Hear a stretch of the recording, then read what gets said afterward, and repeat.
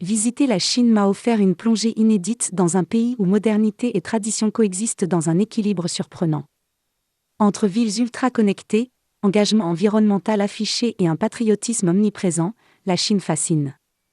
Souvent perçue comme un simple géant économique, la Chine cache en réalité une plus fascinante, oscillant entre modernité, tradition et ambition écologique.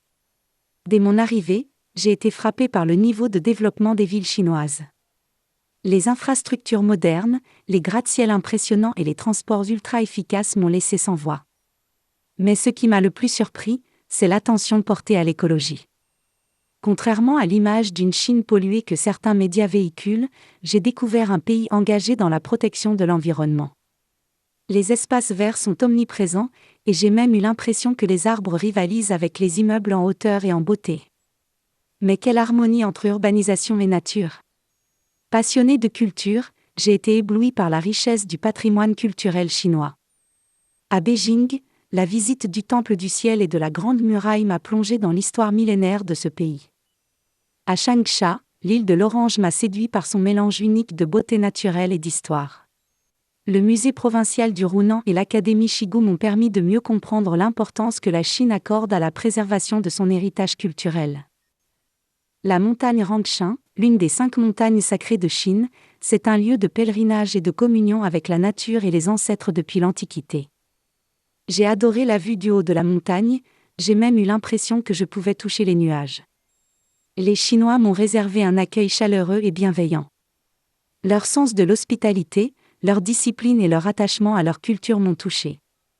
J'ai été impressionné par leur capacité à allier tradition et modernité, tout en restant profondément ancrés dans leurs valeurs. Les villes chinoises sont modernes, mais elles arrivent à conserver une touche de l'architecture ancienne. La cuisine chinoise a été l'une des grandes découvertes de mon voyage.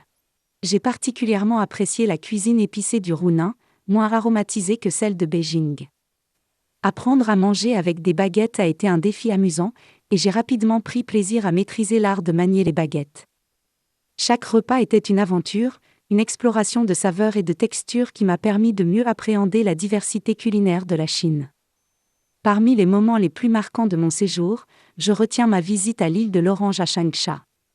Ce lieu, où nature et histoire se rencontrent, m'a transporté dans un autre monde. J'ai également été fasciné par l'ambiance nocturne de Beijing, où les lumières des gratte-ciels rivalisent avec celles des étoiles.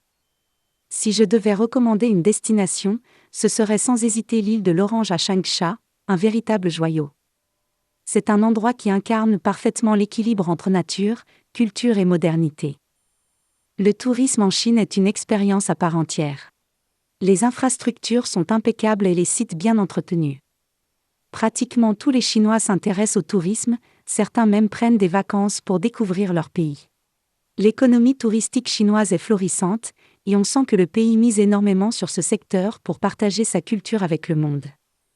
Ce voyage m'a permis de toucher du doigt les réalités de la Chine, une Chine qui surprend, émerveille et inspire.